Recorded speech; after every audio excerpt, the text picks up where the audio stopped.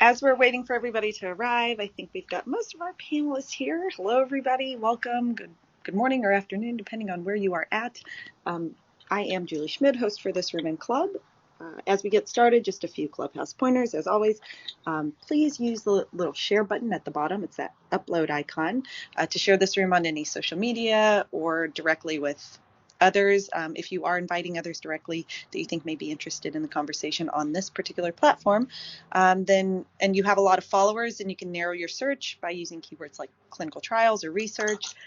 We do highly encourage everyone select the share on Clubhouse option, as it will greatly increase the likelihood that someone will be able to find this room, kind of throws it into the hallways, if you will. And we have the chat feature enabled, so anyone that would like to use that, you can go to that little chat icon. Be sure to check out Follow Others in the Room. We're inspired. Follow me, the moderators and panelists here today. We do encourage audience participation, so if you find yourself inspired, please feel free to raise your digital hand. We do our best to get to everyone. And please note, our club is called Consuli Conversations. In addition to this room, we host a few other rooms. We have a Data Dignity, Dealing You into the Data Economy room, a Long COVID Patients Meet Researchers room, and a room dedicated to sickle cell, where we explore the question, how is solving sickle cell disease related to health equity? You can learn more about all of those by following our club. Just tap the little greenhouse at the top, check out our profile. You can see all of our upcoming events there. For any direct questions, comments, feedback, suggestions, if you'd like to join this panel in the future, have someone to recommend, please email me directly. I love hearing from you guys. You can find my direct email in my bio. So please follow us on social media. You'll find our handle in my bio as well. And for those that don't yet know Consuli, broadly, Consuli is a public benefit company with the mission to enable individuals to participate in the data economy. Experts do suggest our individual data is worth $20,000 per year. So we help people choose who gets access to and how their personal information is used. And if and when desired, get them paid for their data and make medicine better. We do this by operating a marketplace for members where we become their agent and our members receive smart matched, individualized offers from us for opportunities, including to participate in clinical trials and data trials. There's no cost to join our movement. You can learn more at consuli.net. That's consuli.net, also pinned to the top of the room. Shortly, I'll pin a few other links, so keep an eye on those, including our public virtual whiteboard and some interesting links from our panel here today. So keep an eye on that.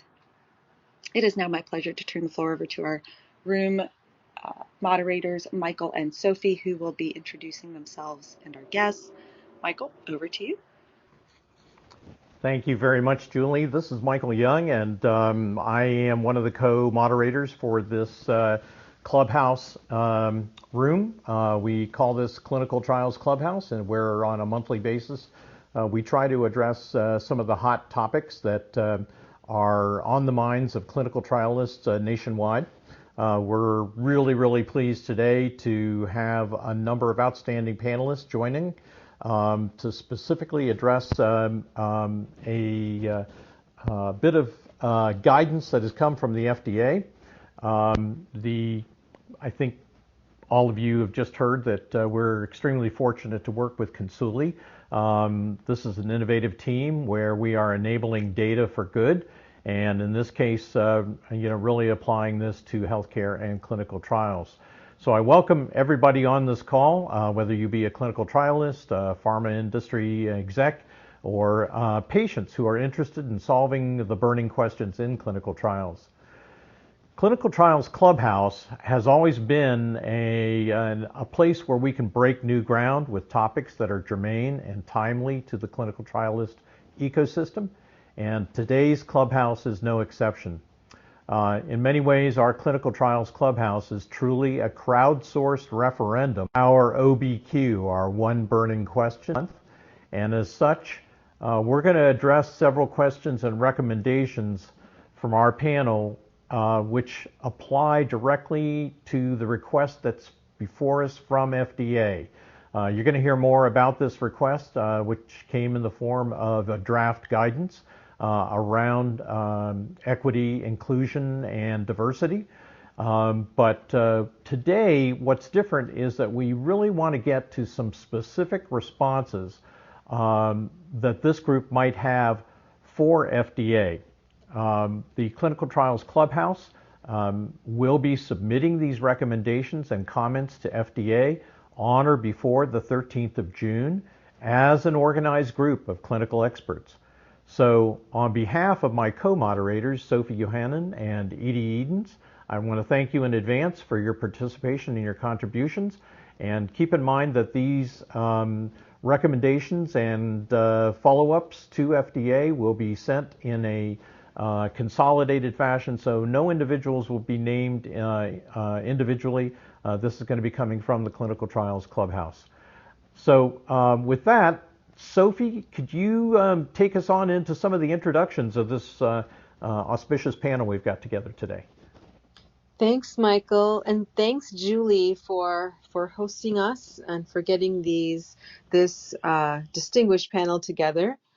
My name is Sophie Yohannan. For those who don't know me, I'm a clinical scientist at a medical device company called Gala Therapeutics, formerly at Boston Scientific, and I have 19 years experience in clinical trials from the site's perspective and as well as the sponsor's perspective. And I'm passionate about increasing DEI in clinical trials. So we have been talking about this for a couple of months now. And as Michael explained, the FDA guidance came out April 13th of this year. So we did discuss this at the MAGI conference early in May. And we did convene to collect some of your thoughts last month.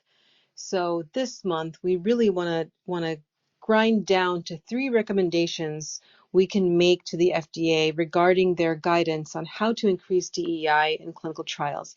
Now, they're really putting the onus on sponsors. So which I think is a really good thing. So before we get started with the burning question, I really want everyone on the panel to be able to introduce. So to bring trial enthusiasts like these to the room to talk about our one burning question. We'll be opening up the discussion and we can go in pull to refresh order. PTR is pull to refresh. So if you touch your screen and drag down on your screen, it should refresh in the order of panelists on the stage. So we will proceed from left to right and top down. So let's begin with Sandra. And then we'll move to Antonio, and then Pamela, and then Edie, and then on to Jennifer, Ryan, and then Scott. So that'll be the order. Please kindly pass your mic to the panelists next to you after you introduce yourself until we reach the last panelist on the stage, at which time I will introduce the one burning question. So with that, I pass the mic to Sandra.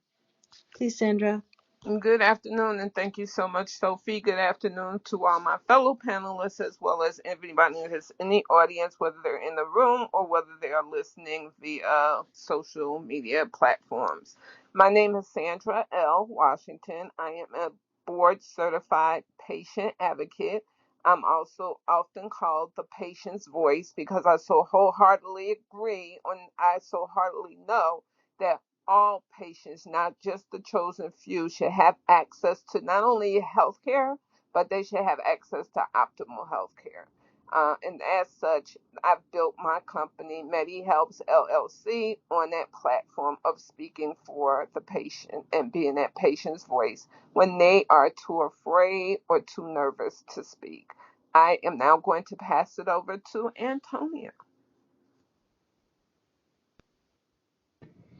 Hi, how are you doing? My name is Antonio Tito, and I have a doctorate in human genetics and specialization in neuroscience, and I am the business director for NeuroHealth Science.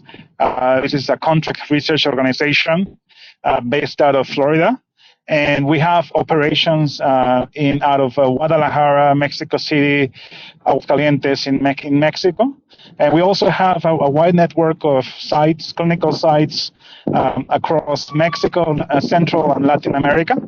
And I'm very passionate about patient recruitment, retention, and more than recruitment and retention really is about the familiarization. I would like to call it familiarization, and more like being close to Hispanics and Latino.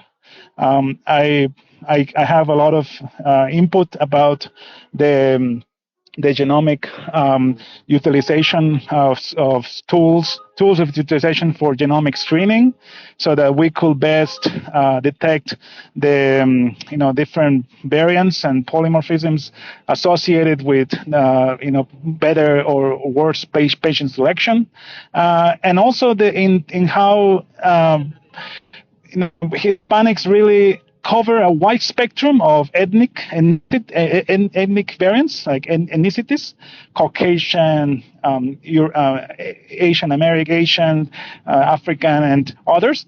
So I think looking at it from that perspective, we can gain a lot of input and benefits, not just for the Latino population, but also for all the other populations, ethnic groups across the American continent. So just to end, I dream for that moment when we'll be able to have look at the American continent as one location, so that we could run clinical trials and gain the trust of people with different cultural and ideological backgrounds and interests. So thank you very much for this great opportunity. And it's really, really a pleasure, and I'm very humble to be here with you guys.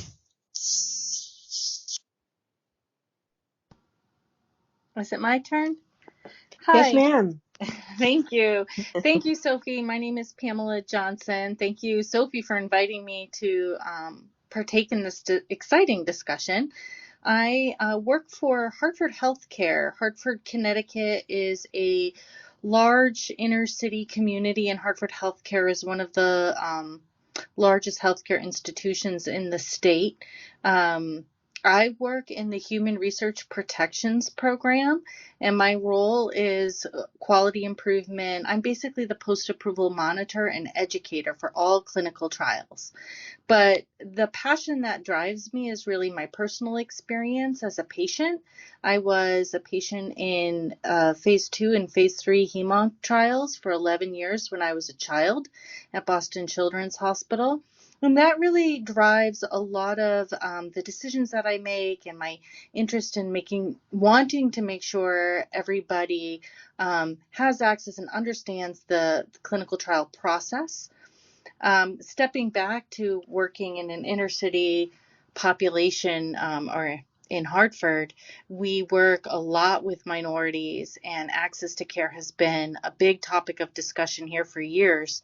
And we've been actively working with this through our institutional review board. I work with the IRB as well, and within our community. And so Sophie knew that and invited me to join you guys in the discussion today. So thank you so much. I'll pass the mic along to Edie. Thanks so much, Pamela. This is Edie Edens. As many of you guys know, I'm a licensed attorney and research ethicist who operates as a senior consultant with First Class Solutions. I have an international human rights law background before coming into this industry many, many moons ago. And I'm incredibly passionate about the issues that we're here to discuss today. I'm especially happy about the fact that we're actually going to use this as an opportunity to bring our ideas forward as a group to the FDA in this moment, and really look forward to what everyone has to say so that we can then work on that document. Sophie and Michael had a great idea to do this, and having myself provided guidance, or I should say reviewed guidance by the FDA and offered, feedback and comments in several regulatory processes. I offered to assist. It was a no-brainer with this group. So I can't wait to hear what everyone has to say. I want to go ahead and move on to Jennifer and let the introductions continue. Thanks. Thank you, Edie. So my name is Jennifer Bonfrisco. I've worked with Edie and Antonio on a couple things. So, we've kind of been a bit of a strong little team and helping each other on different things. I come from a background of clinical operations. I've been in clinical research for over 30 years, and in the last 5 years, maybe almost 5 years now, I've been doing a lot of clinical consulting directly and primarily in the operations space. So one of the areas therapeutically, I've been working a lot with gastroenterology, ophthalmology, and in the rare and orphan space.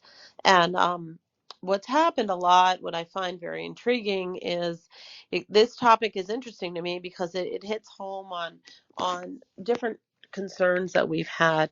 And one of the things that happens almost daily to everyone in this drug development world is recruitment. Everybody's struggling very hard to get patients enrolled, to get them recruited, to get them to stay. So it's a big problem. And when I started my consulting firm, I did so originally with the plans of bringing community practices up and oriented and able to conduct clinical trials. Part of the reasons is because it would make trials more accessible to more people, to more diverse populations. And, I've had a lot of challenges even getting that done and getting that message through to people. So I think that this guideline brings it kind of full circle into helping all of us with drug development, helping patients, and it helps to make our science more robust and more applicable to real world situations. So that's why I was interested in being a part of this panel. So with that, I will pass on over to Ryan. Thank you, Jennifer, and appreciate the invite, Michael and Sophie, and glad to see some familiar faces on the panel as well. So, Scott, great to see you as well. So, my name is Ryan Brown, and I serve as the Global Head of Diversity and Clinical Trials at Science 37, where we really focus on bringing clinical trials to any patient and provider anywhere by making studies more accessible, leveraging technology. And why this matters so much to me, first and foremost, I've been working in the space of diversity and equity type initiatives for over 15 years, including recruiting, for example, more men into the School of Nursing for graduate school, to making sure that there were diverse representation across a various portion of allied health sciences for a myriad of programs. Fast forward, this matters so much to me because not only is it just the right thing to do from a scientific standpoint, but personally, I actually had family members participate in a clinical trial, and firsthand, I got to witness and see the power of diversity in clinical trials and the contributions our data can make to helping support breakthroughs in drug development and helping to eradicate conditions. And I want to applaud our little Jewish family physician who had the courage to overcome his implicit biases to just ask, right? And so part of this is a personal mission where I'd like to bring greater awareness to the fact that diverse communities actually do want to participate in clinical trials if offered the opportunity, and awareness is one of the critical pieces that is a challenge. And so when we're looking at what's impacted society, where we've gotten to where we've gotten, and looking at colonialism and so many other things, we're trying to unravel a very pernicious and pervasive issue of structural injustices and racism in various pieces that have really impacted drug development. So it's exciting to see the progression and glad to contribute to the conversation. And with that, I'd like to pass the microphone over to Scott. Thank you, Ryan. Great to be collaborating with you again. And thanks to Michael, Sophie, and Julie for having me here today and be part of this panel. It is my first Clubhouse experience, so bear with any technical challenges I have. But thrilled to be here. This is a really important topic, and I'm glad we're devoting some time to, as was said, to kind of grind down to three really kind of key recommendations here. The perspective and background that I bring to this team is I'm a pure kind of clinical development, clinical trialist, clinical scientist, almost 30 years experience in the clinical development space. The last 10 years being focused really exclusively on rare diseases. And with the challenges in rare being sort of numerous and broad, it's often served as an innovation lab for us to try out new ways of engaging with patients, incorporating the patient voice, patient-focused drug development. A lot of these new movements we're seeing are born out of the rare disease space, and the learnings we have that we've used in the rare disease space really are applicable to so many other therapeutic areas, and even to things like DE&I, where we look to engage with patients, where we look to treat patients like people, and we look to think about people as like consumers, and to move a little bit beyond the quote unquote, if you build a trial, they will come. Those days are long behind us. We need to think about what works for patients, what works for families, what works for caregivers, and kind of change the paradigm a little bit. So, again, I'm thrilled to be part of this, and I'll wrap up my introduction so we can move on to the meatier subjects. Pass this back to Sophie. Thanks, Scott. What a great segue into our one burning question. You really hit the nail on the head. We are past the if you build it, they will come phase into we need to really reach out and find those patients who are misrepresented, poorly represented, and make sure that everyone is engaged in these clinical trials and we are representing a wider swath of our populations. So that's what today is about. Our one burning question today is, on April 13th, the FDA published a new draft guidance that for the first time recommends that sponsors of clinical trials for submission to FDA develop a proactive race and ethnicity diversity plan for addressing diversity in the trial's population. Comments are due back to FDA by June 13th, 2022. So we are planning to draft a response before then. So we want to know from you, what 3 specific recommendations would you make to this draft guidance? So I'm hoping Julie will be able to pin the draft guidance, the link to the draft guidance to the top for any of you who haven't had a chance to read it yet. But basically, FDA is asking for a plan from sponsors. How are we going to increase diversity in our clinical trials from a race and ethnicity and also from a gender background? And how are we going to keep track of those plans, how successful those plans are? How are we going to implement those plans? And what if our plans don't work? Do we have a backup? And how are we going to keep track of that? So that's basically what the draft guidance asked for. And we are looking for your top 3 recommendations that you would make in a response to FDA, in response to this guidance. So just before I pass the mic and get started, I just want to do a little bit of housekeeping. For those of you, we have a few new people new to Clubhouse here. So for those of you who are new, you might have seen me flashing my mic really quickly. That's how we applaud. That's how we clap for people, as Michael is showing you now. If we agree or are passionate about something you're saying. And then if we have something to add or a question or a comment, we tap our mic slowly. And maybe Michael or Edie could demonstrate that as well. There you go. Slow tap. And those of you in the audience, if you would like to come up and share or ask a question or provide your perspective, you should have a hand icon at your bottom right corner of your screen. And if you tap that, when we get to that portion of the discussion, Julie will be able to bring you up to the stage and you can share. All right, so with that, let's start with our top panelists here. Sandra, what would you like to share with us? What 3 recommendations could you possibly give to us for the FDA? And Sophie, actually, before I start, before I give my 3, I do want to say thank you very, very much. We talked, back and forth in reference to an article that opened my eyes to exactly what should happen and what could move this. And as I stated yesterday in my last statement to you, I'm not surprised that the FDA has laid down the gauntlet. What I am surprised at, though, is that they had to make pretty much a force for people, for organizations, for politicians, for organizations to actually take the lead in doing what is ethically right, because no one should have to be forced to do anything ethically right, and that's exactly what's occurred here with this decision. Well, not just the decision, but with this directive that the FDA has laid forth.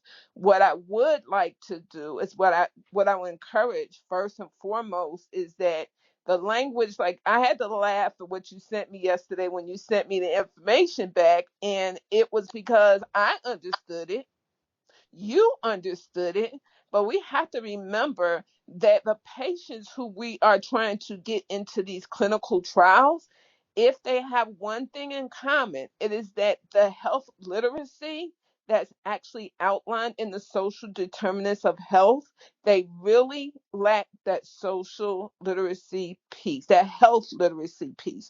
What I would like to see is that when information is disseminated to those patients who we're trying to get into these trials, I would like to see that information given to them in language that they can easily understand, that they're not looking at a piece of paper and saying, okay, what is this? Because they don't understand. We have to address that health literacy piece whenever we're trying to address anything that has to do with what is classified as marginalized communities. So I would first like to see a part, piece put in there where they're understand and they're given the information well in advance and enough time to have the option of whether they want to do this or whether they don't want to do it.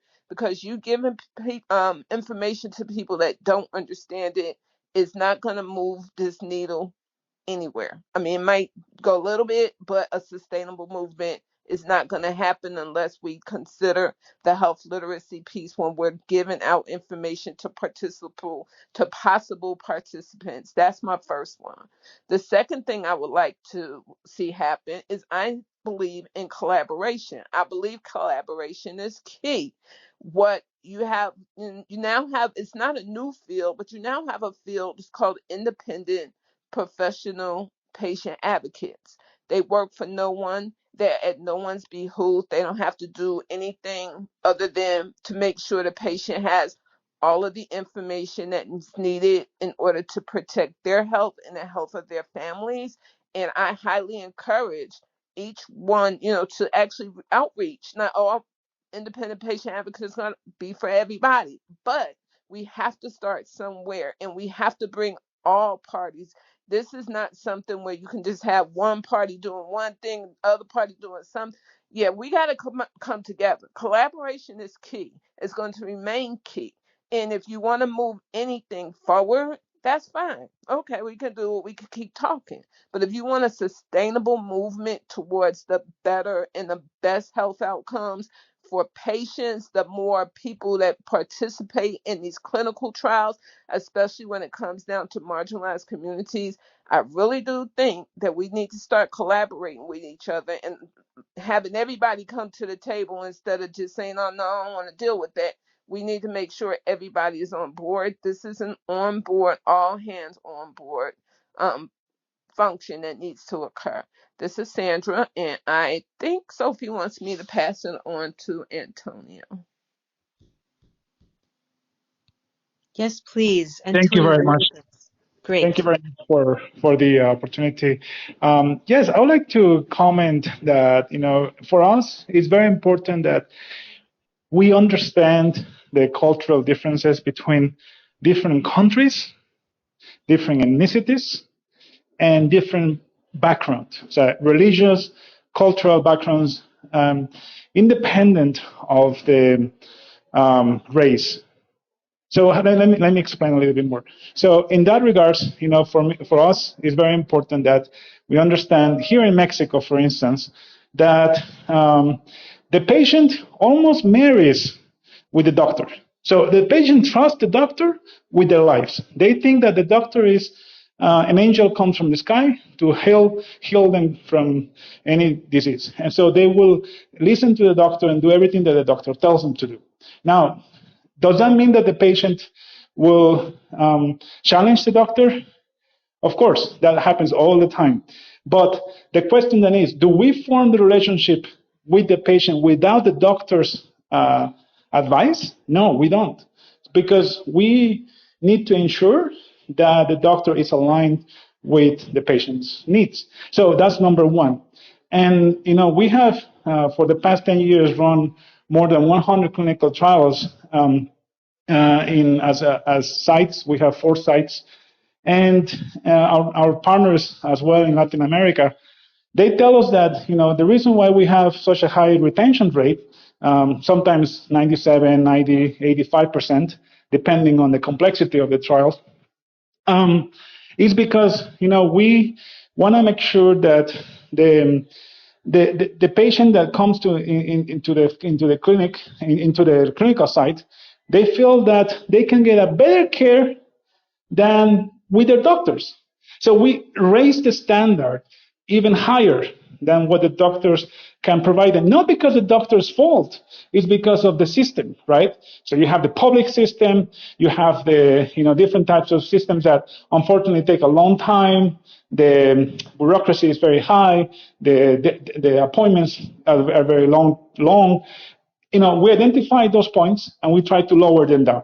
I understand that cannot be, that is not translatable in the U.S. I come from I was raised in the U.S. since I was 3 years old. But I think we can learn as point number 2 is how do we raise the standards of the current medical institution that we're looking to have the patient come from, right? So that's number 2. It's like, what are we doing in terms of building a relationship with the doctors, with the clinics, with the hospital administrative staff, as well as with the patient advocates that are totally linked to the patient's care, right? And sometimes we get lost, right? With the whole, I'm going to be very honest with you as a CRO, I'm first one to blame. We get lost with the contracts. We get lost with the money, with all the different things, the relationships that we built up with the sponsors.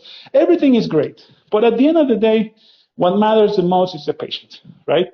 So patient first.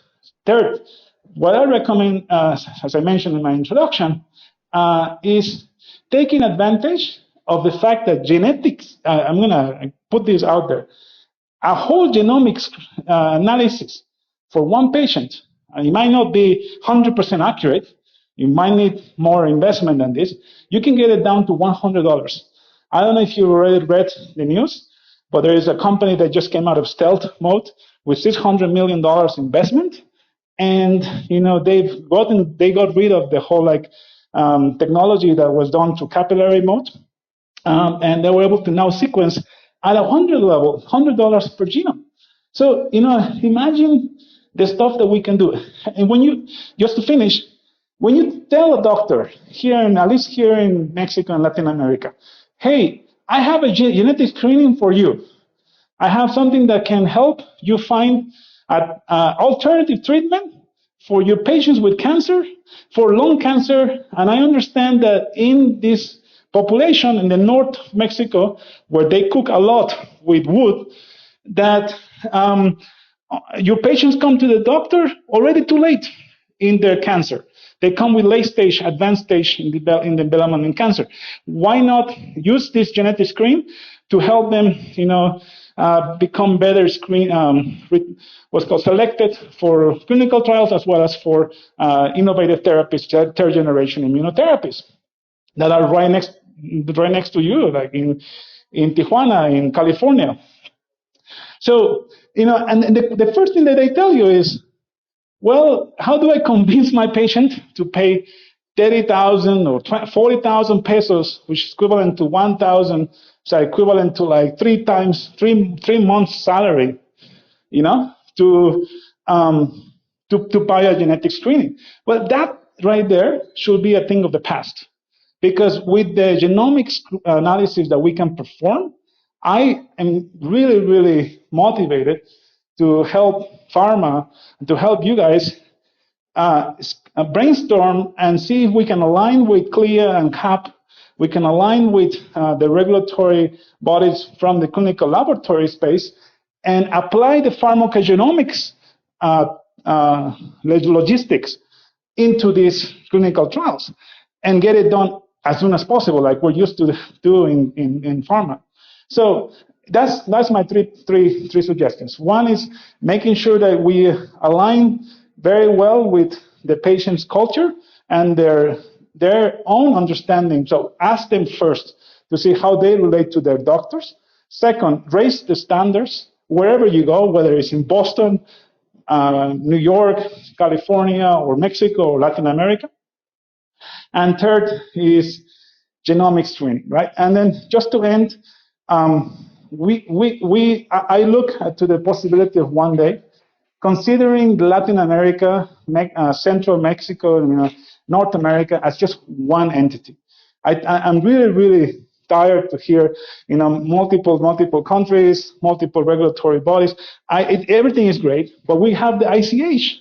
We have the tools. We have the ability to connect the dots and run trials across American continent and really start, getting down to the nitty-gritty details and bringing Latino populations down to across multiple ethnicities to help us ultimately, our children, our grandchildren, have better access to healthcare.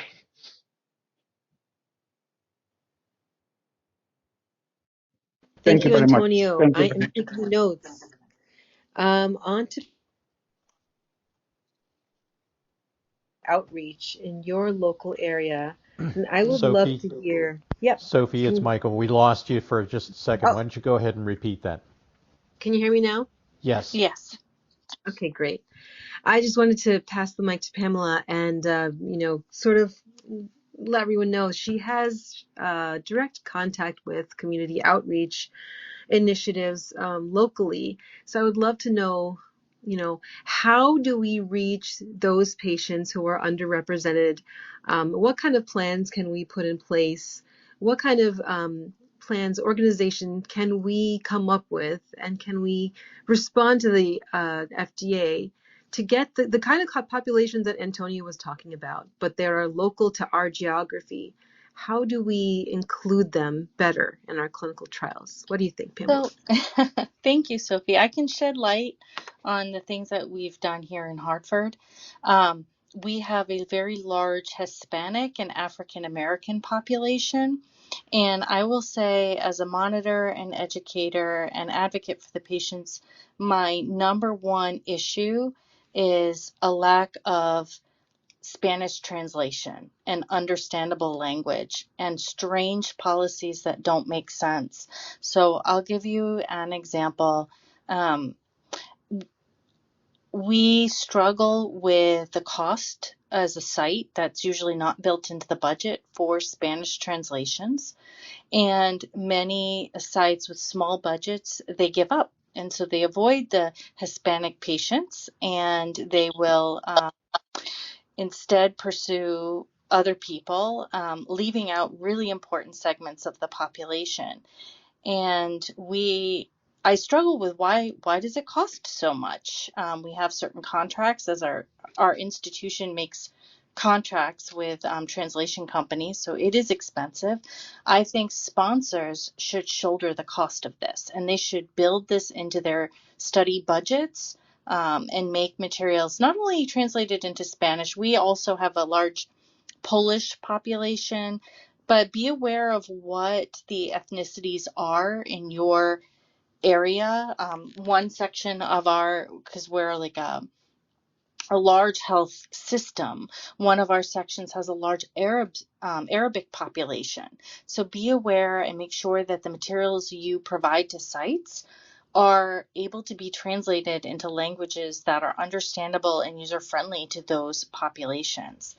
The other thing that we've done some community outreach. I had a diversity panel pre-COVID. I mean, this is before diversity became as popular as it is now. So I'd say 5 years ago, I started, not that it wasn't popular before, but it's really taking momentum, which is awesome. But we started a diversity panel, and I brought in people from the community to basically dispel a lot of the concerns brought out by the Henrietta Lacks book.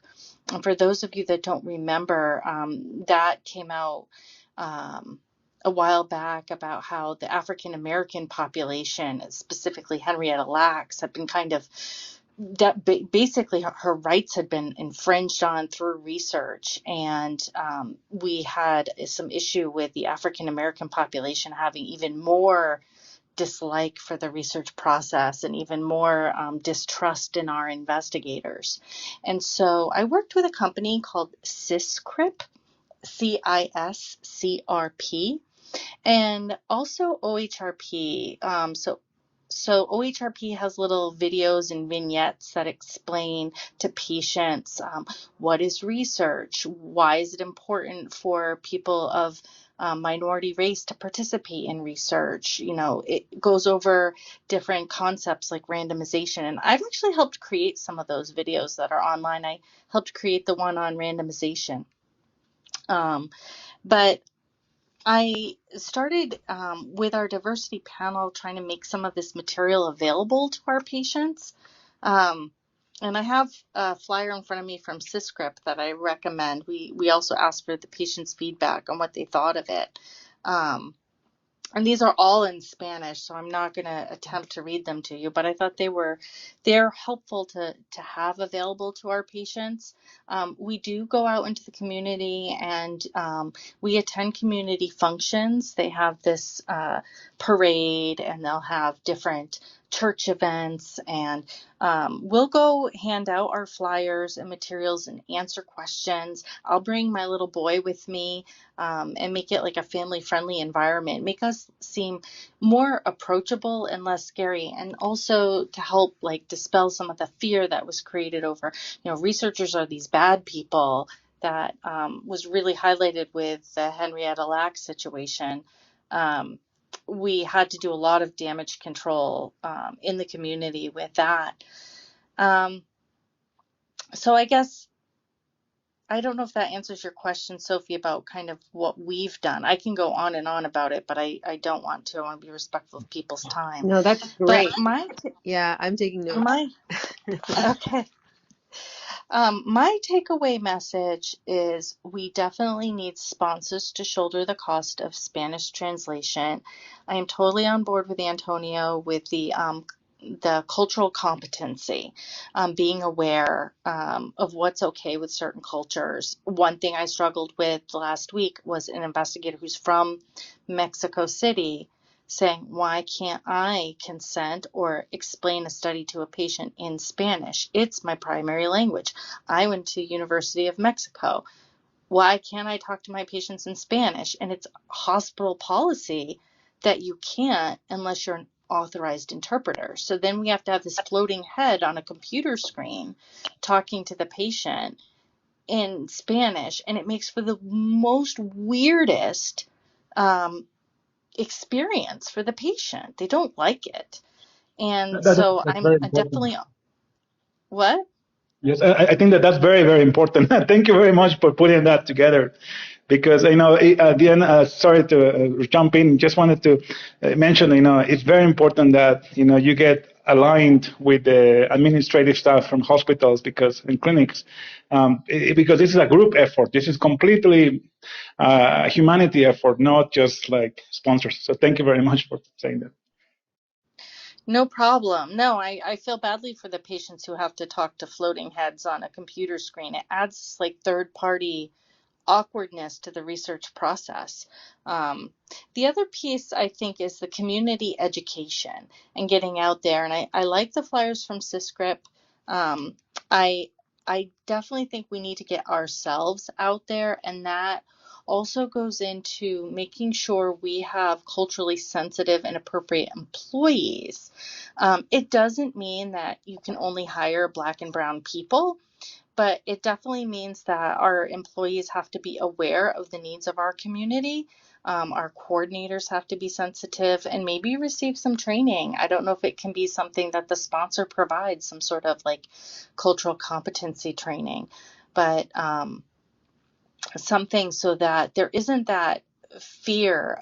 It's easy for them to approach people who maybe are different from them or speak a different language, that there are very easy paths to navigate to include them. So I hope this was helpful. I would like to add just one more thing, if that's okay. Yeah. Sorry. Yeah, thank you so much. Just quickly, when you mention about translation, I'd just like to add it's also very important to have a certificate of translation, because there's one thing about translation and there's another thing about intent, medical intent, Correct. and the perception of the medical intent. The perception of medical intent, you say something in Brazil, you say it in Argentina, and you say it in Peru, in Mexico, they're not going to understand each other. So you have to tropicalize the language, even in Spanish, between countries, between regions of the countries, so that at the end you have to have, I mean, in my opinion, a third party, an independent third party, to put a seal on that translation so that they validated that the medical intent of just the protocol itself, not even talking about the manuals, patient manuals, all those materials, but just the protocol, that may change completely how you even run the trial. So thank you so much. Sorry. No, our IRB does require a copy of the certificate of translation in order for them to use it. And usually the sponsors will provide it, but not all sponsors budget for that. And the cost for the site is astronomical. So I really, really want sponsors to start budgeting for that. I I will pass the agree. mic on to Edie. Excellent. Yeah, so I think for me, being someone who has taken ideas, to implementation and actually brought comments on these types of documents to the FDA before, for me, where I start this conversation or this analysis, and all of your ideas, are really helpful in that, I obviously am going to come at it from a perspective of the, research compliance expertise, right? And from that lawyerly background. And for me, I see what we have before us as as we've all said, much needed document, much needed process, but procedurally, it's severely lacking. Right? Like, we've got our foot in the door, but that door is not quite open. And for me, where I struggle the most is it's twofold. One, immediately being, in the industry in the way that I am, I think of enforcement mechanism. I think of, and not because I want to think of penalties or punishments or go a punitive route, but because anytime we promulgate or propagate a new concept at a regulatory agency level, that is in fact the process, right? We begin with an idea, we offer commentary, we cement what the regulation is going to be, we build the guidance around it, and then we have the enforcement mechanism that holds us accountable for how we're actually operationalizing the regulation, the concept, the idea. And so I don't see an enforcement mechanism here, right, that in any way mirrors what you would normally see in FDA proposed steps. I know we're early, but to me, that's an odd approach because it makes it almost an unenforceable initiative, and that's not usually the FDA's mentality. And I do believe the FDA stands behind this concept, right? I mean, if you look back at the numerous instances and ways in which they have heavily and positively promoted JEDI as it relates to our industry, I have no doubt the intent is there. That's not the issue. But the mechanism, the way we've gone about it here, doesn't have that enforceability. And I also think the other side of the coin, right, is that we've skipped a step here. And I get this wonderful idea from my colleague, Trevor Cole, who was hoping to be here today, and I know has reached out to Michael and Sophie and several others, in some of the discussions leading up to this. but we also haven't established the baseline before we move into requesting this plan from a sponsor of truly, whether you want to call it education, baseline, data quality, I think it falls into all of them, of how are we defining some of these data points that we're then evaluating whether or not a trial was diverse on, right? How are we training and using the words ethnicity and the classifications that conjures for each of us in a standardized fashion across all the demographics where we're doing research, right? Because I would argue we're not. In fact, we're heavily not.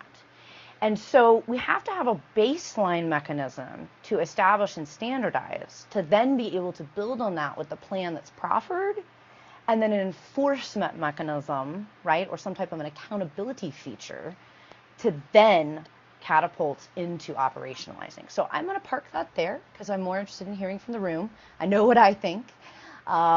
But I'd like to hear some really practical, and if anyone, wants to give me some really good ideas there on like exactly what part of the guidance would you augment? What would you comment on? What would you add? Where do you, very specifically think that we could bolster or improve? Because that's definitely what we want to take back to the FDA. So I really appreciate it. This is Edie. I'm complete. Hey, Edie, it's Jan. I think I'll go next. And for those of you, who don't, Edie and I tend to work together on things because we have a very similar attitude, and Edie and I definitely agree on this very, very much. So my take home from this has been exactly the same. That this is first of all, it's a guideline. It's a draft guideline. If you read this, there's a lot of shoulds, and it really is. Not only is it far from enforceable, I don't think that it is at all, or that it will be. It's a nice thing, and it's something that we all agree we need to do. And the truth is, I mean, we know. I think we might have spoke about this at the last time. One of the former FDA heads had said, "Listen, if you want to develop a drug that's for white men, then do your clinical research on white men. But if you want to develop a drug for the masses, then involve the masses." So we all agree with this. And data populations, we look at these pools of data, and they tend to be somewhat homogenous data populations. They're primarily all Caucasian men and women, and that's just the way it is. No one's saying that that's how it should be. We all agree that it should be different, but we're far from being there. And the reality is that the FDA has tight, short-staffed as well. They're not going to be in a position where they can now say, okay, now we're going to enforce this new directive. It's just not the reality. So I think what the goal of today really is to think about some actual take-home messages of ways we could say to the FDA, what could we do?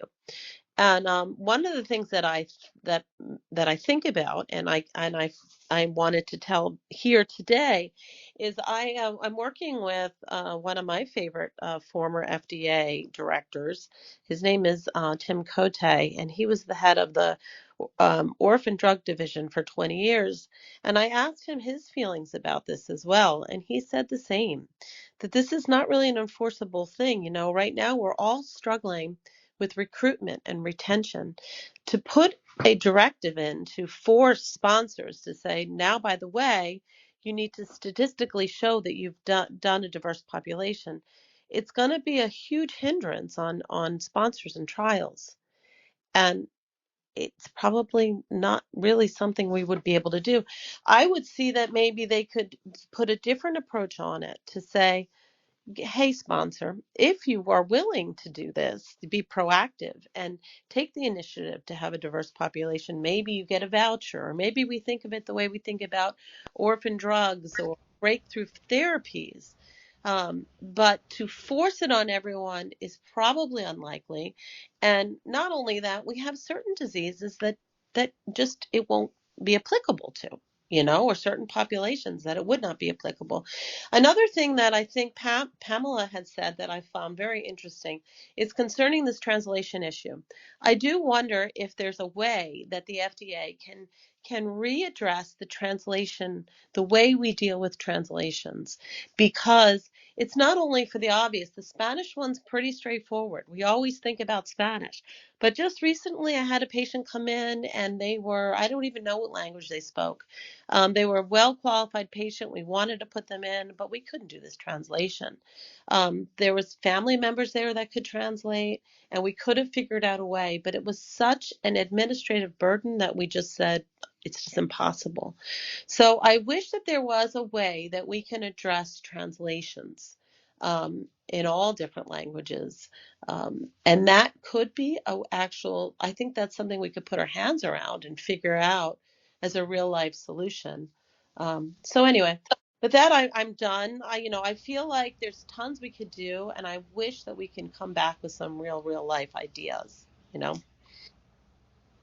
Sophie, Jennifer, I'm sorry, Michael, can I please ask a question? And I'm going to ask this question to Edie, Pamela, Jennifer, as well as anyone else that might want to might want to answer the question. Can I have like a few moments, please?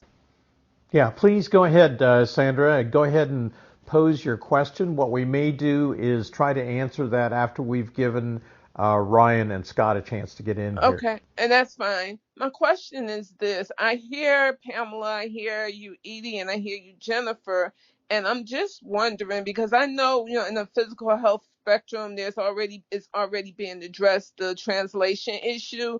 Is it possible that with the clinical trial issue, that they can take a look at what else is going on in the health sector and use best practices to actually move along the translation piece in the clinical trial so that all patients can continue to get that optimal health care? That's my question. It's just money. I mean, I hate to say it, it's time, it's money. Pharma companies are driven to get drugs to the market. They're driven to get enrollment, and we have a million things we're thinking about. So we can't translate every single thing.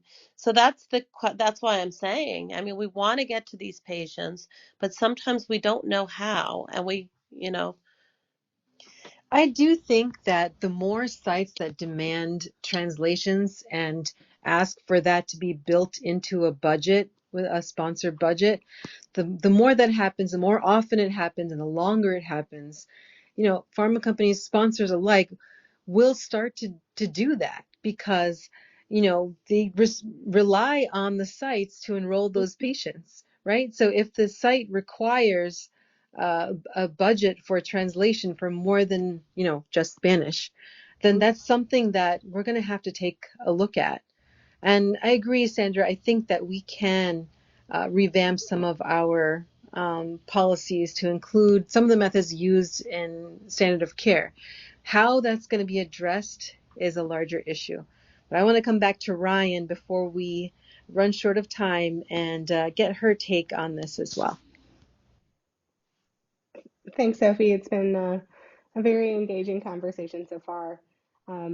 And I'd say some of these measures are really data driven. And really what we're talking about, I mean, and this is what I'm tasked with every single day, is looking for novel ways to accelerate clinical development. And in some respects, it seems very akin to if we can expand the available pool of viable patients and viable investigators, could we not accelerate clinical trial development, which means less money being spent in lagging patient enrollment timelines because we're going into the wrong places to recruit in ineffective ways, and not engaging the right providers, if you will, by being able to think about things a little differently, where sponsors can get to market faster with more effective treatments. I mean, that's kind of what this guidance is alluding to. And so when I think about the guidance specifically, there are three core things that I really would strongly recommend FDA expand upon. So first and foremost is within the introduction section. I think it's very limiting.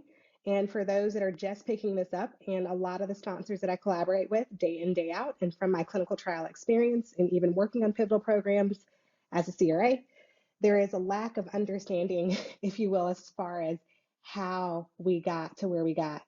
Tuskegee is just the tip of the iceberg, and in the introduction, that's the only thing referenced as far as why certain populations are distrustful, which I think is a misnomer. There are a myriad of issues, from closures of medical schools, which has limited the pool of viable investigators, looking at accessibility challenges where, whole entire swaths of land were taken from indigenous populations and they were relegated to remote areas where they have limited access. There's a myriad of issues that should be touched upon, because this is not just a healthcare issue, redlining, so on and so forth. So I think first and foremost, expanding upon that in the introduction would be extremely helpful, especially as this guidance impacts not just organizations that are based in the US, but for people that are looking to do research in the US who might be from a global perspective. So I think first and foremost, clarifying that piece there would be really helpful. The next component that I'm thinking of is the fact that there is in section, what is it? 1, right? So 1A, where the recommended scope is for sponsors to describe the available data on the pathophysiology of the disease or condition in underrepresented groups. And in my experience, I think that there should also be some additional language surrounding sponsors doing due diligence and actually understanding what standard of care is, along with prescribing rates for the various ethnicities that are impacted by the condition that they're wishing to explore and do treatment in. And one reason for that is, most recently, for example, there was a GOT program that I was reviewing and working on, and the standard of care treatment that was required as per the protocol, while on the outset it seemed pretty fair that everyone should be on standard care, if you looked at Medicare and Medicaid reimbursement rates and whether or not it was covered, but the prescribing rates were disproportionately off between ethnicities and looking at folks that were disproportionately impacted by the condition. So then by default, you are totally excluding whole entire races and groupings of viable patients that could actually help accelerate the study enrollment period and help overcome patient enrollment challenges by looking at that. So I think it should be outlined and very specific within there, because for too long, sponsors have just given epidemiology and disease prevalence at a very high level, generalized way, without really digging into who exactly is impacted. And the same also applies for, I think, the big, broad categorization of Asian as a population. There are so many different various ethnicities, genotypes, phenotypes. Like it's just very, it's too broad because there's certain groups that actually could benefit. So just, further clarification and allowing and enabling folks to further define and clarify would be extremely helpful. And then the last piece is looking at accessibility. There needs to be additional language surrounding compensation for patients. If you look at the traditional trial participant, several of them are not below the poverty line, right? If you look at traditionally who's been participated and who's included in research. What this guidance is trying to do is to reach new markets, which means we then now need to take into account what are the transportation challenges, like looking at the social determinant of health aspects, right? People below the poverty line, people that are insured by Medicare, Medicaid, or underinsured or uninsured, right? So these folks can't wait for a reimbursement sometimes, right? $200, $300, $500 out of pocket is enough to set them back a tremendous amount, especially when they're balancing childcare and all these other factors, and maybe they have to take the bus to get to infusion treatments. So looking at if there's a way that IRBs, IECs can get on board and with FDA support to prospectively and proactively, within accordance, right, compensate folks for taking time off of work, especially when we're trying to reach folks that might be hourly wage workers. They can't afford to participate, even if they want to. So looking at those things along with accessibility as far as the languages and translations, as was already mentioned, and also looking at the utilization of technology, there should definitely be additional clarification within Section 4 regarding the utilization of things like decentralized clinical trials, expanded hours would be extremely helpful. So those are the three core things that really stood out to me. So point one, which is expansion of why we got to where we got to and the introduction, and it has to be more than Tuskegee, especially for people that are approaching this and are a little bit naive. That needs to be expanded upon if you want adherence and for people to understand why it matters. Part two is looking at portion one of the category of really making sure that sponsors are also having to address what is standard of care and then the prescribing rates that align with the race and ethnicities that are impacted by the condition that they're looking to explore. And then part three is looking at enhanced accessibility measures. And so that surrounds everything from, training more and maybe requiring a certain portion and percentage of investigators that are, I hate the term, I really hate this term, naive, because it discounts the years of experience that they have maybe in community treating the right patient population impacted by a disease. They just don't know GCP. Maybe they don't have a -40 freezer and all this other stuff, but maybe there should be some recommendations and a mandate to include a certain percentage of these folks from community in studies, translations, transportation, and proactive reimbursement, along with more flexible hours. If we're looking at patients as consumers, why should folks just be relegated to 8 to 4 or 9 to 4, which is highly inconvenient Monday through Friday? We should be looking at expanded ways of utilizing things like technology and decentralized technology, and that needs to be further clarified. So with that, I'm done, and I would like to pass the mic over to Scott. Wow, Ryan, my hand is hurting from writing. Good luck, Scott, following her. Seriously, nice act to follow. No surprise there. Ryan with amazing insights. Thank you for going deep and high level and outlining the three big points.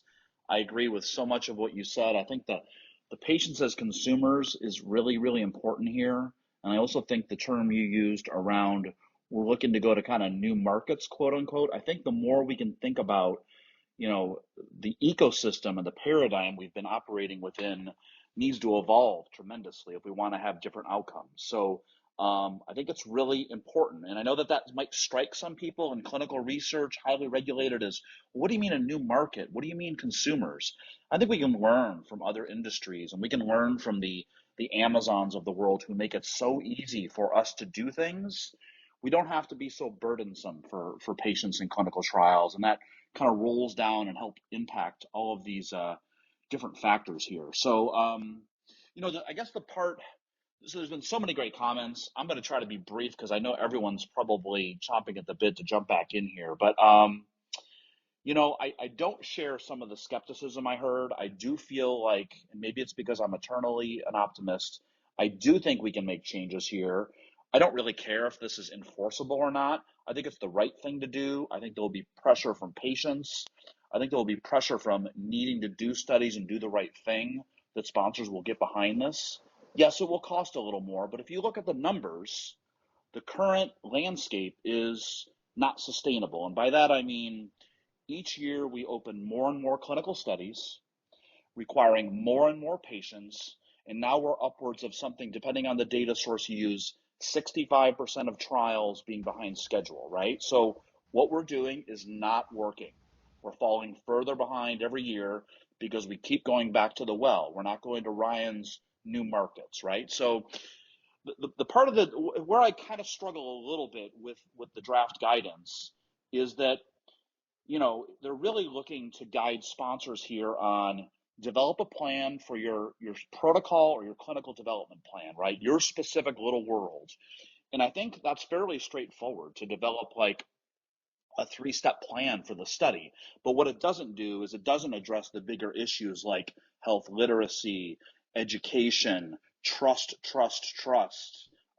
lack of underrepresented PIs, lack of healthcare providers who look, feel, talk like their patients, right? We know health outcomes are better in those settings.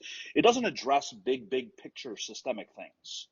What it does is it addresses the sponsor who has a 300 patient non-small cell lung cancer trial, and we want to look at that population reflecting the the ultimate population that is intended to use that drug or device. And in that narrow scope, it's a little easier, I think, actually, to like do a 3-part plan. So, specifically what that would look like for me is number one, because I'm trying to answer the question, Sophie, 3 pieces here, just like Ryan did. So for a specific trial or an IND or a clinical development plan, or however they want to kind of put this guidance around, one is that kind of target design and the study itself. So what are your target gender, age, ethnicity? I'd even like us to get to extend to like SOGI data, sexual orientation, gender identity data as well. Look at disease prevalence, make sure the clinically relevant population reflects kind of who you're going to target eventually, and really think about eligibility criteria on these studies, because sometimes we're looking for such a narrow population. When you line that up against EMR data, those patients don't even exist, right? And then we wonder why enrollment's behind. So I'd also like to see us look at studies and look at how burdensome they are going to be for patients, because if they're burdensome for me, a white dude, think about how burdensome they are for someone who has language challenges, who might be in rural communities, who might lack technology, who might not have health literacy at the level we want to see it at.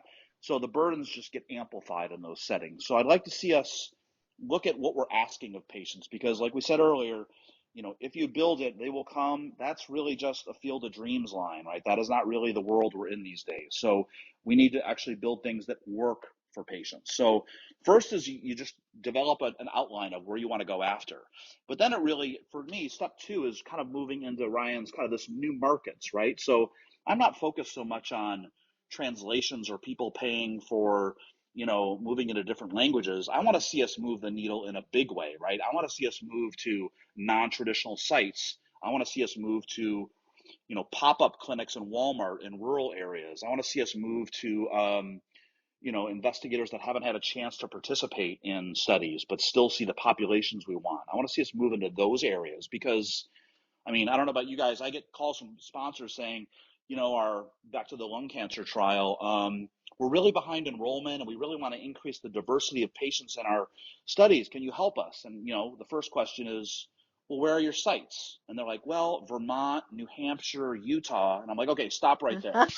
If you're going to places your patients aren't, right? So like, nothing against those states, nothing against my Caucasian brethren, but like, if you go to places we keep going, you're going to get the same result we keep getting. So we need to go Yes. to other areas, right? So I would encourage us to think about community-based settings, non-traditional sites, and also let's leverage the data that we have that's out there, right? We know from claims data, we know from EHR and EMR data, we know where patients are. We know we can even see demography in a lot of cases. Let's not go to MD Anderson for every study. Let's go where the patients are that we're looking for, right? And let's also give that quote unquote research naive, I agree with Ryan, it's a bad term, those investigators are ready, willing, and able, right? With maybe a little bit of, maybe they need a freezer and they need a 1-day GCP training session.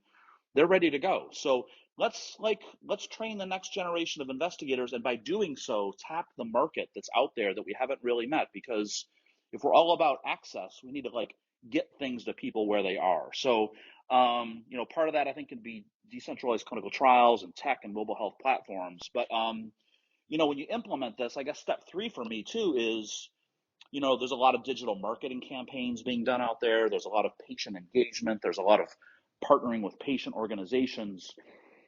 Sometimes we're shooting in the dark and we're being innovative and we're trying things. And you may get a few months into something and realize, okay, this isn't really getting us the effect we wanted. We need to make a change. So I think these plans need to have something in them to monitor and track and tweak, and also to get feedback from patients that are either on the study or declined or were ineligible.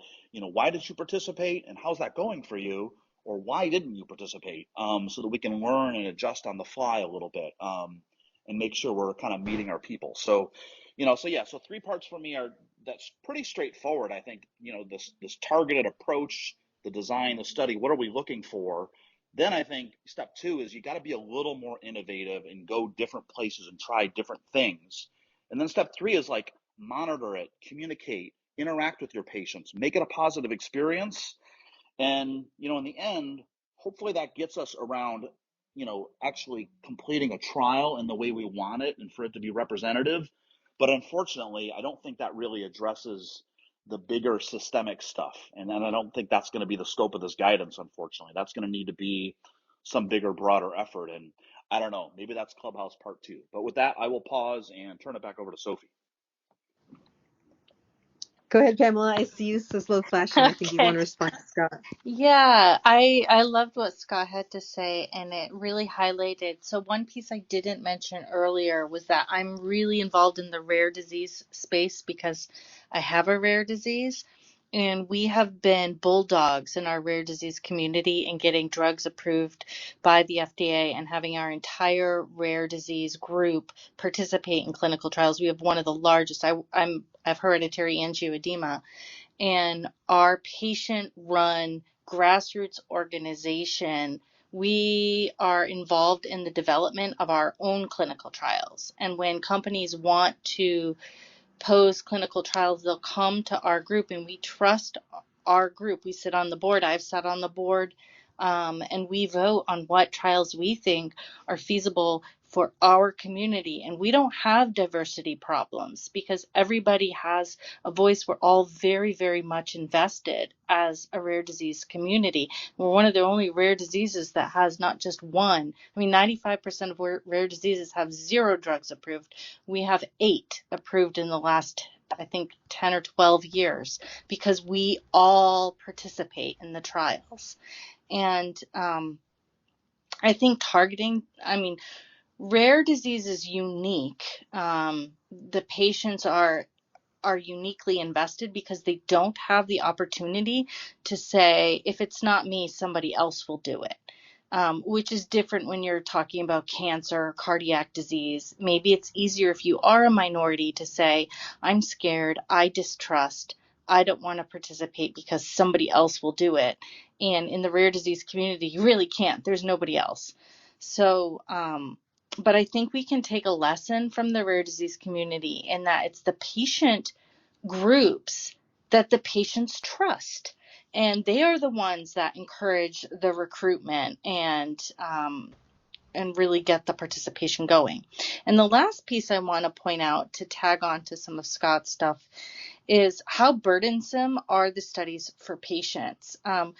I think one of the reasons for the success of rare disease trials is because a lot of them have electronic capabilities. You can participate wherever you are. But from a site, my biggest hurdle that I am smashing my head against the wall constantly is Part 11 compliance.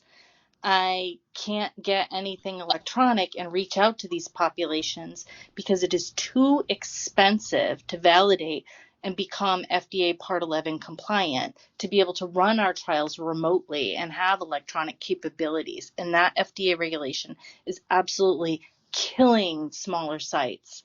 And so I wanted to put that out there, that sometimes the FDA has these great ideas, but without the funding to back them up. It's great to say, let's make things remote and have people be able to access. But the FDA regulation is strangling us as a site. So I wanted to just point that out as a concern. Hey, Sophie, it's Michael, and I'd like to just jump in for a couple minutes here because obviously we are nearing the end of the scheduled time for this meeting, and those of you who have been able to follow some of the chat that's been happening offline here will see that there's just double the amount of interest and questions and comments that have been coming up here. This is just such a deep, fertile area for us to be cultivating recommendations and trying to wrestle just what is an enormous problem that faces us. And each of the panelists have provided, thank you so much for being so structured in your comments and helpful in terms of being able to give us fodder for use with FDA response.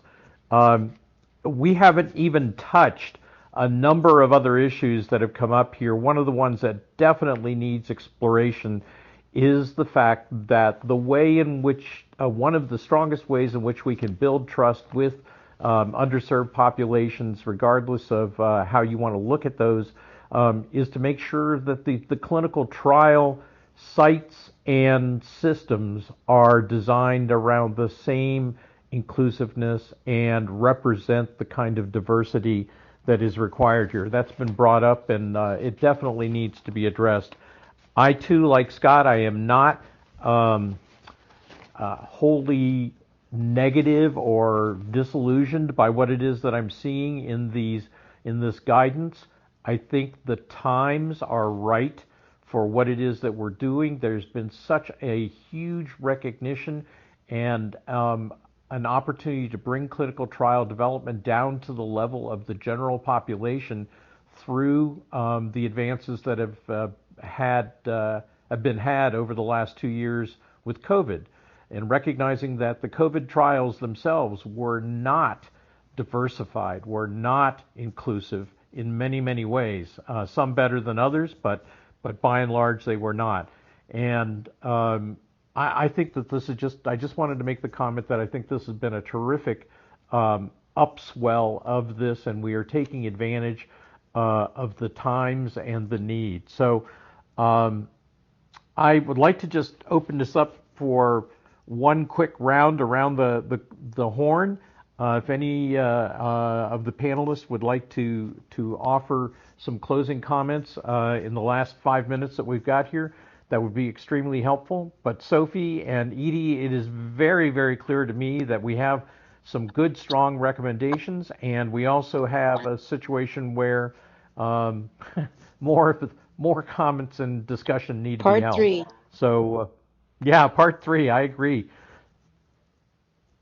So I will turn this back and we'll start up top here with Sandra, and we'll run around the horn. Any final comments? No, thank you so much, Michael. There are no final comments. I once again enjoyed myself coming and listening, and thank you for having me. Pamela. Thank you for having me as well. I made my final comments about the problems with Part 11 compliance and wanting to involve patient organizations. But it's great to talk with all of you. Thank you. Excellent. Jennifer? Edie had just rung me. Yeah, no, I mean, I don't have any comments. I think that, yeah, I mean, I think that the comments that we do summarize should be focused about what we want the FDA to hear from us. You know, I think a lot of these topics are very interesting, but I don't know. I think it's tough because some of these things are issues that we want sponsors to do, and some of them are around health literacy. But in terms of this particular document, I don't know. I think we need to think a bit more about it. Yeah, and I think it's going to be steps, increments that are going to be needed to be taken here. Jennifer, I agree with you. There's so much that has been surfaced here by all of you, and I think we want to take a whack at it because we've got an opportunity to voice some concerns. But I would agree with you. The history is not necessarily in favor of sweeping changes here. You know, this has been going on since 2007 when some of the earliest documents came up. There was data that, guidance provided in October of 2016 around, race and ethnicity data. There was, more in 2017, and then as late as 2020, and now this most recent. Yeah, and to be honest, when I spoke with some of my regulatory colleagues, they said this has been talked about for 20 years. So, I do agree it's an important thing, and the way to make this solidified is about the scientific validity, because we have to remember the FDA's role is to, look at the safety and efficacy of drugs. That's what they're really coming at it from. So it has to be, that's what they want to hear. How is it that, this can make things better in terms of the data? And the other thing we have to keep remembering is the sponsors are desperate to get patients enrolled. So it's not that they don't want to get to all of the patients. We desperately want to. And we will pay very much money to get to them. So it's not that the desire is not there. It's just the real life ways to make it happen.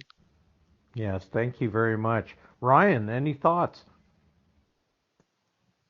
I loved what was shared across the horn. I think some of what has been learned from the rare space could be very applicable, right? If sponsors are aware that maybe, just maybe, if we explore a different way of doing things, not only can we reach the right patient population to hopefully accelerate enrollment, generate better approvals, but more importantly, on the back end, by including these new markets, new representative audiences, you might be able to get a head start in your commercialization plans by having folks that are already ambassadors for the new compound that could help with uptake and additional pieces. I think at the end of the day, all of this really points at how can we drive industry sustainability. And I think what we're learning and what we're seeing is that the way we're currently doing it is making it very unsustainable to drive innovation. So I'm encouraged by this guidance. I'd like to try to keep my internal optimism, as Scott mentioned, and we'll pass it over. Thank you Yeah, for letting me participate. outstanding, Ryan. Thank you so much for your contributions today. You're right. There are so many things that are not, we aren't even begun to be addressed here. For instance, what happens to legacy data that's already been produced, and then you use it within your filings to support a second generation or an analog that's in development. I mean, what happens to that in terms of it not.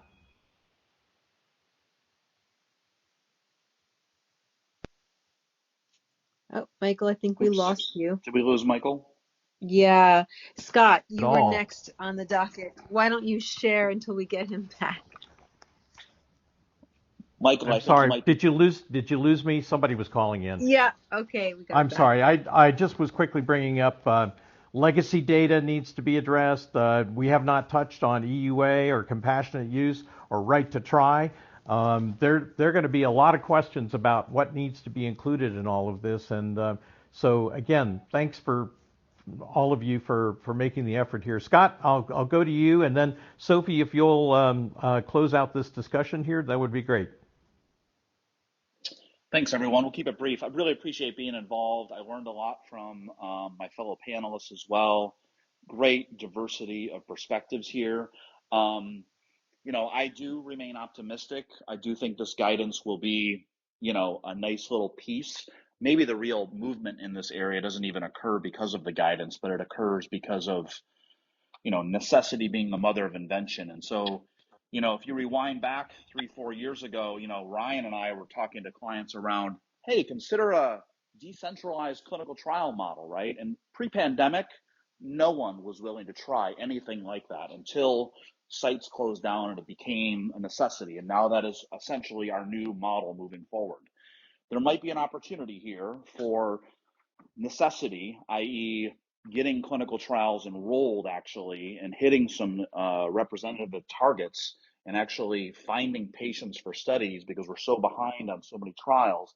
That might be the necessity here that drives pharma.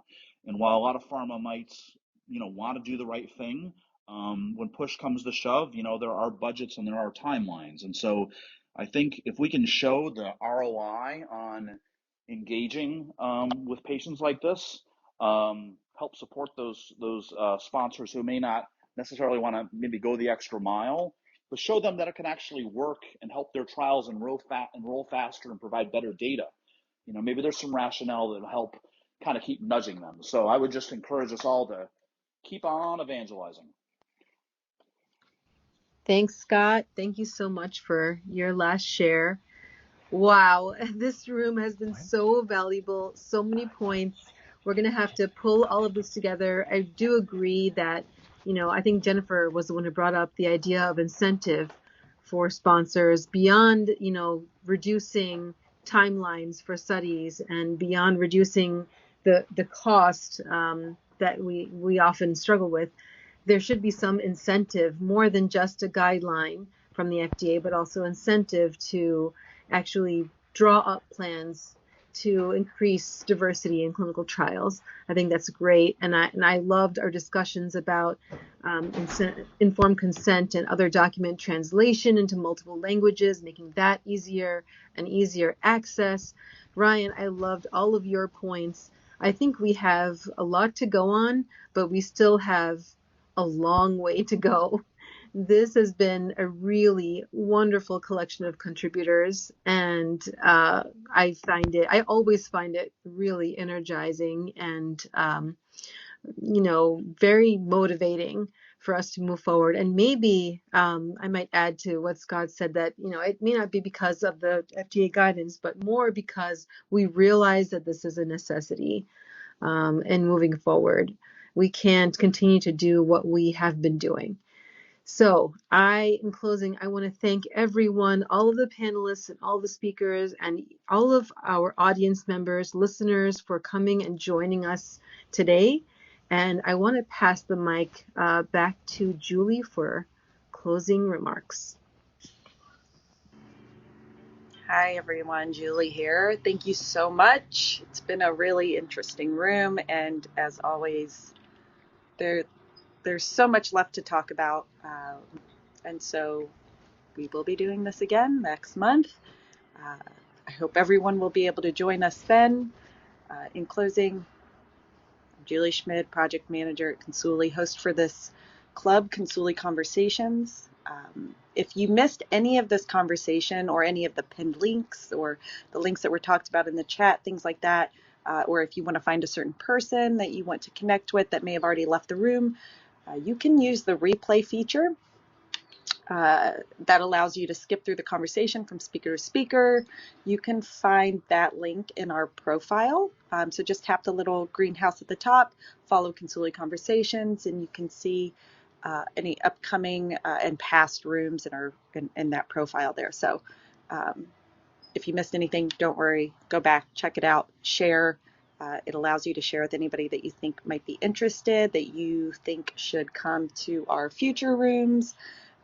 Anything like that. So for everyone here, be sure to follow me, our moderators that all participated today, and check out our other rooms. In addition to this clinical trials room, we do have a long COVID room, data dignity room, and a sickle cell room. All that information is in our profile as well. Give us a follow on social media, see what we're up to, and for any direct questions, comments, feedback, if you would like to be on this panel again, have somebody else that you would like to recommend, please send me a direct email. You'll find that in my profile. I love hearing from you guys. Right now, there's a public virtual whiteboard that's pinned to the top of the room.